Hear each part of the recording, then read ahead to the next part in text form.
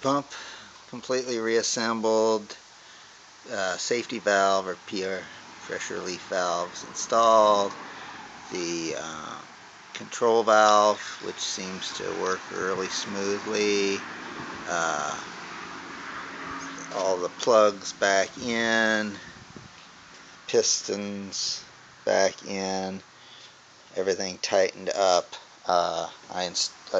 Temporarily I put the shaft, the PTO shaft in, just so I could verify that it moved freely, no problems. Wouldn't want to run it fast without any oil, but it does seem to run smoothly, like it should.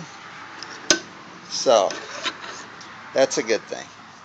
Next be final cleanup and installing it back in the tractor.